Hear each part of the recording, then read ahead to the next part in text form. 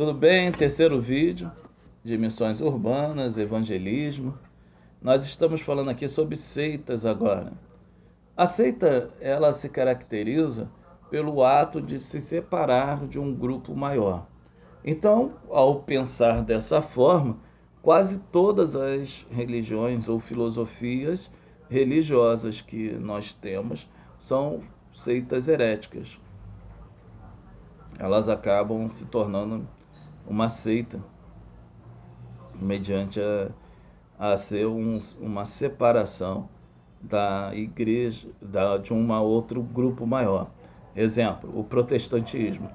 Toda a igreja protestante ela é uma seita, porque sai da igreja católica e depois cada uma vai saindo de si mesma. Não existe uma origem religiosa única, padrão para elas, né? Ao contrário do catolicismo, que tem uma origem única, ela não sai de lugar nenhum. Contudo, se a gente for ver o cristianismo, de uma forma geral, é uma seita judaica, porque ele sai do judaísmo. Então, o conceito de seita é mais ou menos este.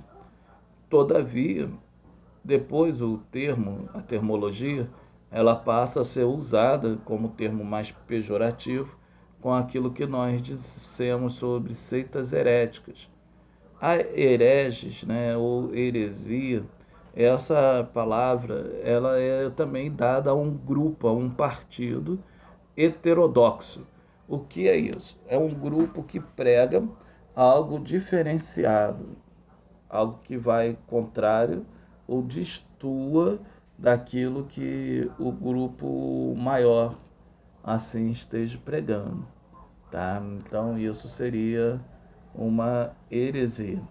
O grupo ele prega algo e então o outro grupo acaba fazendo uma pregação diferente dele e ali se organiza e cria um movimento.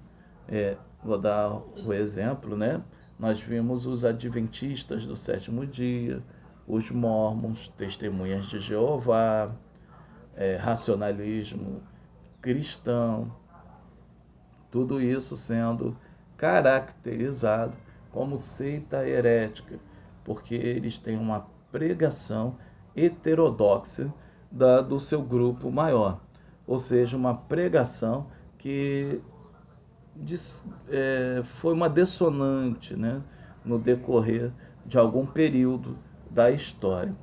Então, isso é o que nós falamos principalmente de seitas religiosas.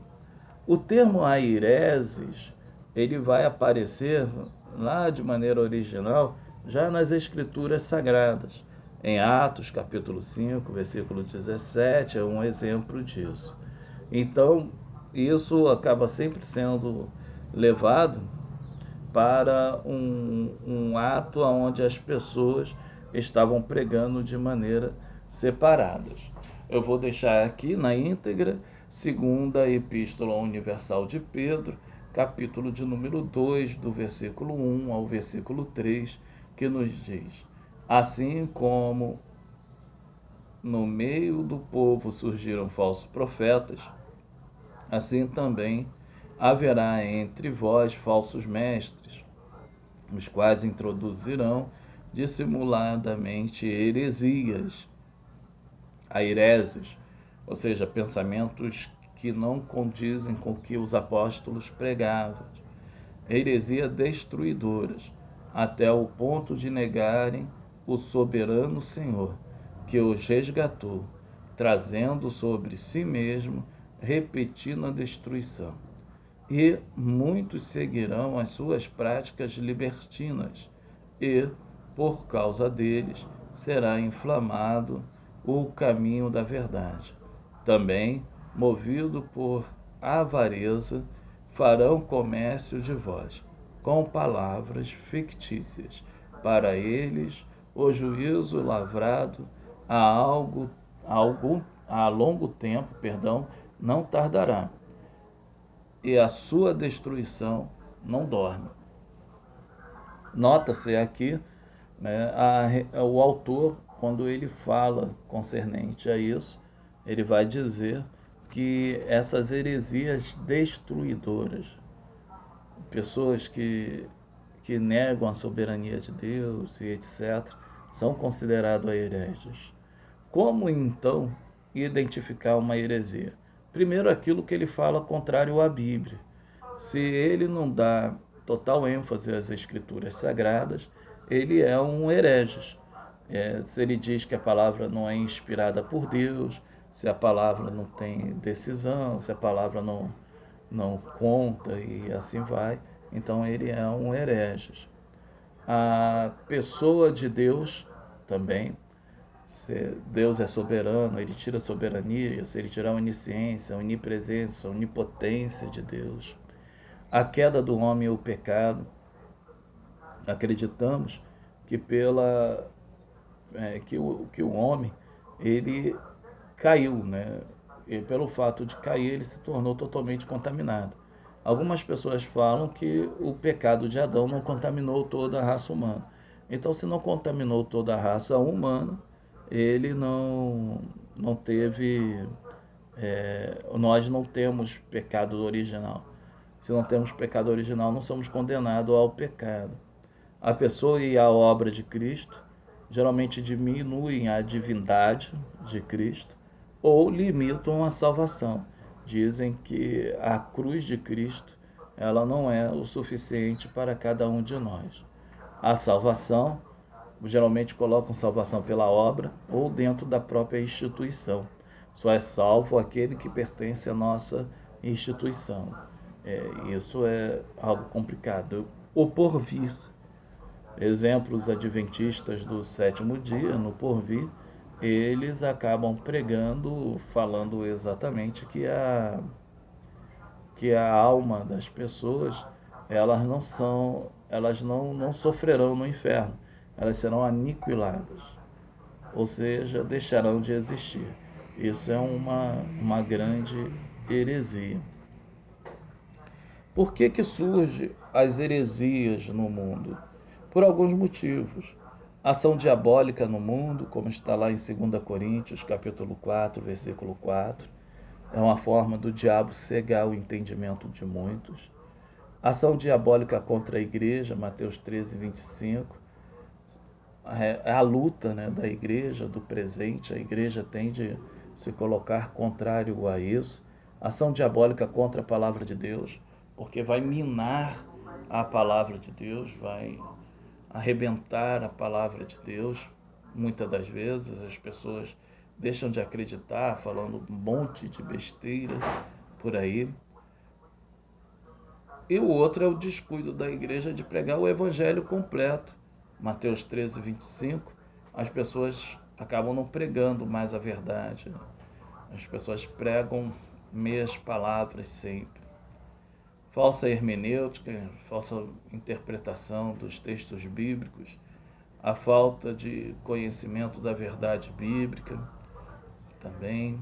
As pessoas não conhecem a Bíblia, não estudam a palavra de Deus, então são facilmente levadas por algum vento de doutrina, aonde alguém possa ali incentivá-las a terem, e a falta de maturidade espiritual.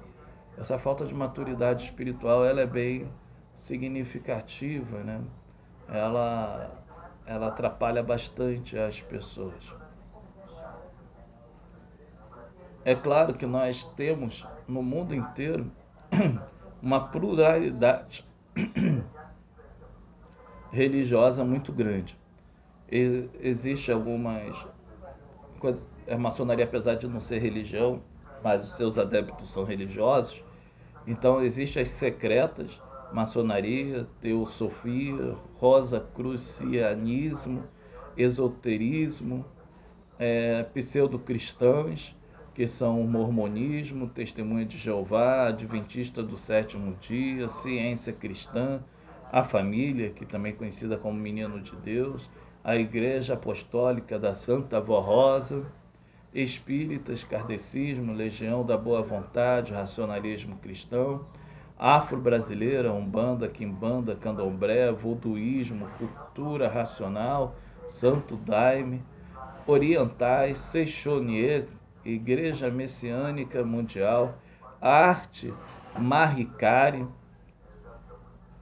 Hare Krishna, Meditação Transcendental, Igreja da Unificação, que é o Munismo, Perfeita Liberdade, etc. E Unicistas, né, que é a Igreja Voz da Verdade, Igreja Local, adeptos do nome de Yeshua e suas variantes, né, Só Jesus, Tabernáculo da Fé, Cristadelfianismo, e assim vai, né?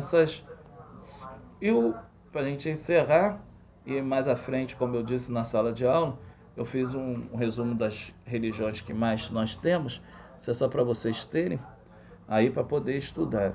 Por que estudar as falsas doutrinas concernentes ao evangelismo? Primeiro, defesa própria. A pessoa precisa ter uma defesa, estudar, saber esses aspectos. O segundo é a proteção do rebanho, para que você venha proteger a sua igreja, você também tem esse dever. Evangelização, o fato de conhecermos torna-nos mais preparados para um embate no meio da rua, e de missões, fazer um trabalho missionário mais profundo. Bom, na parte da página 43, eu dei aqui as características das seitas e a defesa, para que vocês possam ler e ver qual dessas seitas você tem o melhor aspecto. Foi muito bom estar com todos vocês nessas aulas. Espero em Deus que nós nos vemos em breve.